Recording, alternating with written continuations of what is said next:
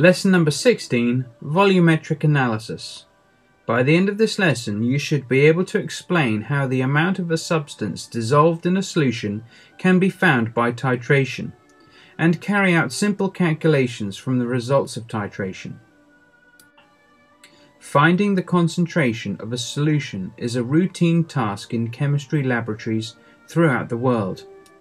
Using titrations, we can analyze pollutants in wastewater, verify the accuracy of manufacturers' descriptions, monitor patients' health in hospitals, and check the consistency of solutions used in industry. The steps involved in using standard sodium carbonate solution to analyze hydrochloric acid are outlined below. Step 1. Use a pipette to measure 25 centimeters cubed of standard sodium carbonate into a conical flask and add indicator. Step 2. Fill a burette with hydrochloric acid and note the level of the acid in the burette. Step 3. Add the acid to the solution in the conical flask until the indicator changes color. Note the new level of acid in the burette. Step 4. Repeat steps 1 to 3, recording the results for each titration carried out. In the table below, show some results recorded from a titration experiment. The unknown concentration for the hydrochloric acid can be calculated using the results of the titration and a balanced formula equation for the reaction.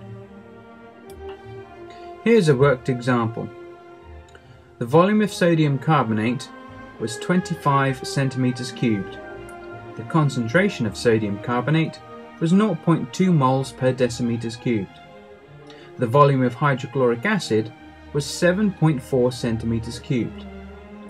The concentration of the hydrochloric acid is what we're trying to work out. First, we write down the balanced equation for the reaction, as this tells us the mole ratios of reactants and products. 1 molecule of sodium carbonate plus 2 molecules of hydrochloric acid will form 2 molecules of sodium chloride, 1 molecule of water and 1 molecule of carbon dioxide. So the mole ratio would be 1 mole of sodium carbonate to 2 moles of hydrochloric acid. We next calculate the number of moles of the sodium carbonate that were involved. The number of moles equals the concentration times the volume. 0.2 times 0.025, with the volume being converted to decimeters cubed. This equals 0.005 moles of sodium carbonate. Then, use the mole ratio from the balanced equation to work out the number of moles of the hydrochloric acid. 1 mole of sodium carbonate is equivalent to 2 moles of hydrochloric acid. Therefore, if 0.005 moles of sodium carbonate, this equals 2 times 0.005, which is 0.01 moles of hydrochloric acid.